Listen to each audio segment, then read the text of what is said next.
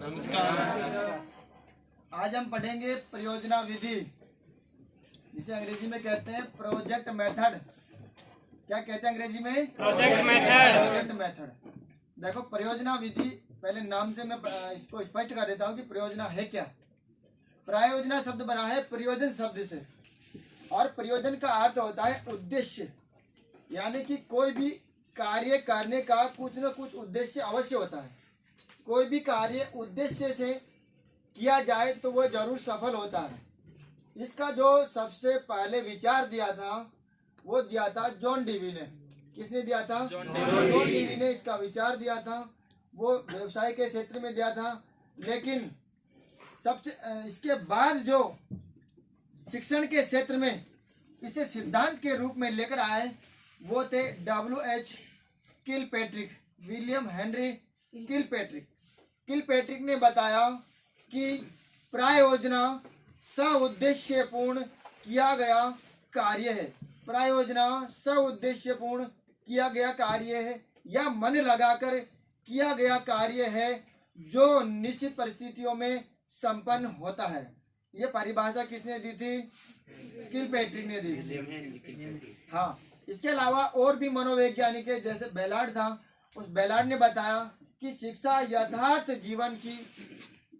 जीवन का अंग है। परियोजना यथार्थ जीवन का अंग है जो एक पाठशाला में संपन्न होता है। किसमें संपन्न होता है? पाठशाला में संपन्न होता है। किलपैट्रिक ने इस विधि को संपन्न करने के लिए प्रमुख रूप से इस विधि को 6 सोपानों में बांटा है। कितने सोपानों में बांटा है? 6 सोपानों में बांटा है। देखो कैसे।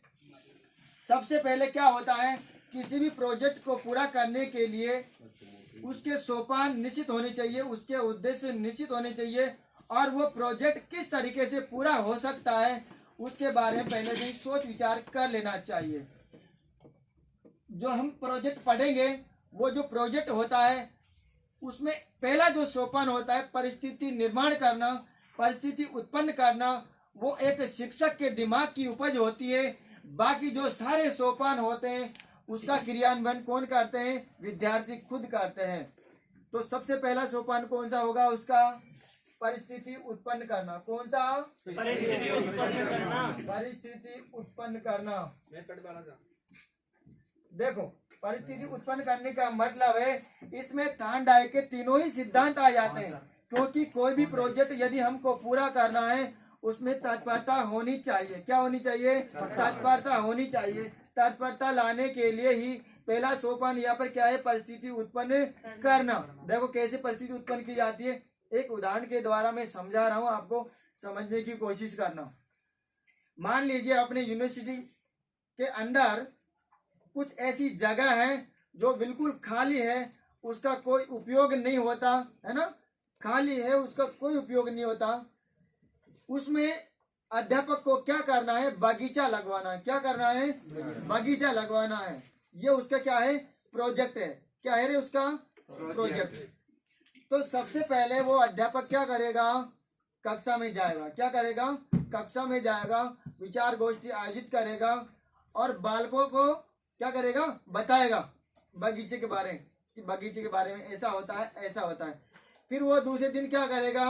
बालकों को अपने यूनिवर्सिटी से बाहर कहाँ ले जाएगा? उस जगह ले जाएगा जहाँ वो जगह खाली है। उन विद्यार्थियों को ले जाकर वो कहेगा कि देखो यहाँ पर कितनी जगह खाली पड़ी हुई है, इसका भी कुछ यूज करना चाहिए, है ना। तो सभी विद्यार्थियों के अलग अलग मत होंगे ना, तो कुछ क्या कहेगा? हाँ सर, हमको बगीचे लगाने चाहिए। कोई कहेगा नहीं, हमारे ऐसा नहीं है। फिर वो क्या करेगा? अध्यापक कक्षा में लाएगा, फिर दूसरे दिन उनको ले जाएगा। ऐसे 3-4 बार वो उस खाली जगह को दिखाएगा ना। चलो, ये काम पहला हो गया उसका। इसके बाद वो क्या करेगा? विद्यार्थियों को भ्रमण के लिए एक विद्यालय के बाहर एक बगीचे में ले जाएगा। कहाँ पर ले जाएगा? बगीचे में लेकर जाएगा, और वहां पर सभी छात्रों को बिठाकर और क्या करेंगे? मंत्रणा करेंगे, विचार विमर्श करेंगे, और विद्यार्थियों के मन में वो परिस्थिति उत्पन्न करने के लिए अध्यापक उनसे क्या कहेगा? देखो यहाँ कितनी बढ़िया हवा चल रही है, कितने बढ़िया रंग बिरंगे फूल खिले हुए हैं, कितना मनमोहक वातावरण है, कितनी शुद्ध हवा आ रही है कि नहीं आ रही। ऐसे विद्यार्थियों के मन में वो जिज्ञासा उत्पन्न करेगा और विद्यार्थियों से अंत में कहेगा कि काश हमारी जो वो जगह खाली पड़ी हुई है वहां पर भी ऐसा बगीचा हो तो कितना मजा है कि नहीं। विद्यार्थियों से कहेंगे, क्या कहेंगे कि काश हमारे जो वो खाली जगह पड़ी हुई है यदि वहां पर भी ऐसा बगीचे का निर्माण किया जाए तो कितना आनंददायक हो, हमें रोज यहाँ भी नहीं आना पड़ेगा, है ना। तो देखिए विद्यार्थी क्या कहेंगे इसमें, हाँ हाँ सर ये तो बहुत बढ़िया प्लान है, ये तो बहुत बढ़िया योजना है, हम भी ऐसा करना चाहते हैं।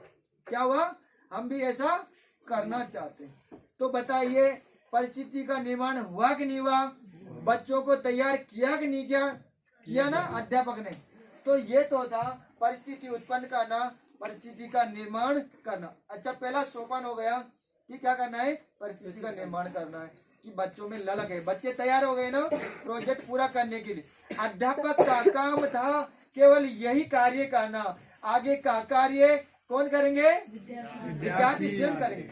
देखो परिस्थिति उत्पन्न हो गई, उसके बाद क्या होगा, योजना का चयन किया जाएगा। क्या किया जाएगा, योजना का चयन किया जाएगा और उसके उद्देश्य के बारे में बताया जाएगा। क्या बताया जाएगा, देखो योजना का चयन क्या किया हमने कि हमें क्या करना है, बगीचा लगाना है। क्या करना है, बगीचा लगाना, ये अपनी योजना हो गई ना, ठीक है, ये योजना का चयन हो गया। अब क्या करेंगे हम, योजना का या प्रयोजना, एक ही बात है, योजना कह दो या प्रायोजना कह दो, ठीक है ना। योजना का क्या करेंगे, कार्यक्रम बनाएंगे। क्या करेंगे, कार्यक्रम बनाएंगे। देखिए कार्यक्रम में क्या होता है, सभी विद्यार्थियों को अपनी क्षमता के अनुसार कार्य दिया जाता है। कुछ बालक विकलांग होते हैं, कुछ बालक शरीर से दुबले पतले भी होते हैं ना, तो उनको उसी के हिसाब से कार्य दिया जाएगा। कुछ बालक दुबले पतले होंगे तो वो फावड़ा चलाने में समर्थ नहीं होंगे ना, तो जो बालक जिस प्रकार का कार्य कर सकता है उसको उसी कार्य में लगाएंगे। यानी कि कार्यक्रम बनाने का मतलब यही है कि कक्षा में 50 विद्यार्थी बैठे हुए हैं, उन 50 विद्यार्थियों को कार्य बांटा जाएगा उनकी क्षमता के अनुरूप, है ना। कोई विद्यार्थी गड्ढे खोदेगा, कोई पानी पिलाएगा, कोई खाद देगा, है ना। सभी विद्यार्थी क्या करेंगे, अपना अपना कार्य करेंगे। तो ये तो था तीसरा सोपान, ठीक है। कौन सा सोपान था, तीसरा सोपान। योजना का कार्यक्रम हो गया, इसके बाद क्या होगा, योजना की क्रियान्वयन, यानी योजना को लागू करेंगे हम। हमने ये तय कर लिया कि ये पानी पिलाएगा, ये गड्ढा खोदेगा और वो खाद डालेगा ना, ये सारी बातें हो गई ना। तो इसी को क्या करेंगे हम, योजना की या प्रायोजना की क्रियान्वयन करेंगे। क्या करेंगे, क्रियान्वयन। देखिए क्या करेंगे भाई, क्रियान्वयन, यानी कि सारे छात्र बताए हुए या दिए गए निर्देशानुसार अपना अपना कार्य करेंगे। कोई गड्ढा खोदेगा, कोई पानी लाएगा, कोई क्या करेगा, कोई फावड़ा चलाएगा, है ना। ये क्या हो गया, योजना का क्रियान्वयन। सभी विद्यार्थी किसके अनुसार करेंगे, अपनी योजना के अनुसार कार्य करेंगे। और उस योजना को क्रियान्वित करने के लिए हम उनको कहाँ ले गए, जो वो खाली जगह पड़ी हुई थी वहां ले गए ना। इसके बाद 5वां सोपान आता है, सब कुछ कार्य हो गया, क्रियान्वयन हो गया, हमने पेड़ वगैरह लगा दिए, पौधे लगा दिए, पेड़ तो क्या ना पौधे लगा दिए। इसके बाद क्या होगा, मूल्यांकन करेंगे। क्या करेंगे, मूल्यांकन। और मूल्यांकन भी कौन करेगा, विद्यार्थी ही करेंगे। क्या हमने कुछ पौधे लगाए वो सही लगाए, सही दूरी पर लगाए, किस किस तरह से पौधे लगाए हमने, उसका मूल्यांकन किया जाएगा। क्या किया जाएगा, मूल्यांकन। क्या वाकई ये पौधे आगे चलकर हमें उचित हवा दे सकेंगे या सफल हो सकेंगे, है ना। तो ये क्या होगा, उसका मूल्यांकन होगा, ठीक है। इसके बाद क्या होगा, लेखा जोखा। क्या होगा भाई, लेखा जोखा का मतलब है इस प्रोजेक्ट में, इस प्रायोजना में कितना खर्च आया। इसके लिए क्या करते हैं, सारे विद्यार्थी अपनी अपनी व्यक्तिगत डायरी रखते हैं और अपने हिसाब से उसका मूल्यांकन करते हुए लेखा जोखा लिखते हैं। लिखेंगे ना, कितने पौधे आए, कहाँ से आए, कितना खाद लगा, है ना। तो उसमें इसके खर्चे का हिसाब लगाया जाता है। अब देखिए ये कार्य हो गया 6 सोपानों में, है ना। ये कार्य 6 सोपान में संपन्न हो गया। लेकिन देखिए ये विधि के, इस विधि के जो गुण भी है और दोष भी है, दोनों ही चीजें। कोई भी विधि होती है, कोई भी प्रोजेक्ट होता है, उसके गुण भी होते हैं और दोष भी होते हैं। देखिए इसके गुण कौन कौन से। गुण का मतलब है, देखो सारे विद्यार्थी क्या कर रहे हैं, समूह में कार्य कर रहे हैं ना, क्या कर रहे हैं, समूह में कार्य कर रहे हैं। तो ये जो विधि है सामाजिकता की भावना या आपस में मिलजुल कर रहना सिखाती है ना। सभी विद्यार्थी एक दूसरे का सहयोग कर रहे हैं ना। ये तो नहीं कि मेरे को फावड़ा चलाना आता है आप भी फावड़ा चलाए, नहीं, सभी विद्यार्थी अपने क्षमता के अनुरूप कार्य कर रहे थे ना। तो विधि ये क्या करती है, सामाजिकता की भावना का विकास करती है, मिलजुल कर रहना सिखाती है। देखो दूसरी इम्पोर्टेंट बात यह है कि यह विधि सेम लर्निंग बाय डूइंग है ना, करके सीखने के सिद्धांत पर बल देती है।